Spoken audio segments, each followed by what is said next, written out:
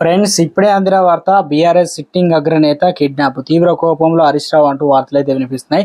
దీనికి సంబంధించి వివరాలు చెప్పడానికే వీడియో చేయడం జరుగుతుంది. చాలా మంది వీడియోస్ ఉన్నారు కానీ సబ్స్క్రైబ్ మర్చిపోతున్నారండి. దయచేసి ఛానల్ సబ్స్క్రైబ్ చేసుకొని బెల్ ఐకాన్ ఆల్స్మెంట్ యాప్ చేయండి. ఇటువంటి ఇంపార్టెంట్ ఇన్ఫర్మేషన్ మిస్ అవ్వకుండా మీ ఫోన్ నోటిఫికేషన్ రూపంలో వస్తుందండి. చాలా మంది చూస్తున్నారు కానీ లైక్ చేయడం లేదు. దయచేసి లైక్ చేయండి. ఇన్ఫర్మేషన్ అందరూ రీచ్ చేసిన వారు అవుతాం మనం. బీఆర్ఎస్ కార్పొరేటర్లు కిడ్నాప్ చేసేందుకు కాంగ్రెస్ నేతలు ప్రయత్నిస్తారంటూ బీఆర్ఎస్ మాజీ మంత్రి హరీష్ రావు అయితే ఆరోపించారు.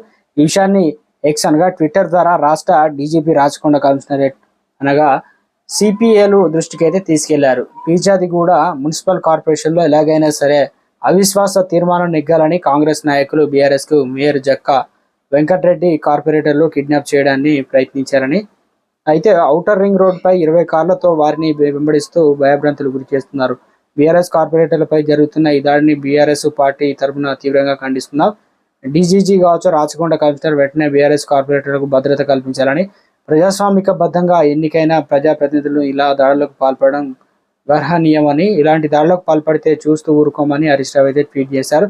ఫిర్జాదిగూడ మున్సిపల్ కార్పొరేషన్లో ఎలాగైనా సరే అవిశ్వాస తీర్మానం నెగ్గాలని కాంగ్రెస్ నాయకులు బీఆర్ఎస్ మేయర్ జక్కా వెంకటరెడ్డి కార్పొరేటర్లు కిడ్నాప్ చేయడానికి ప్రయత్నిస్తున్నారు. ఔటర్ రింగ్ రోడ్ పై 20 కార్లతో వారిని వెంబడిస్తున్నారని భయభ్రాంతులు గురి చేస్తున్నారు.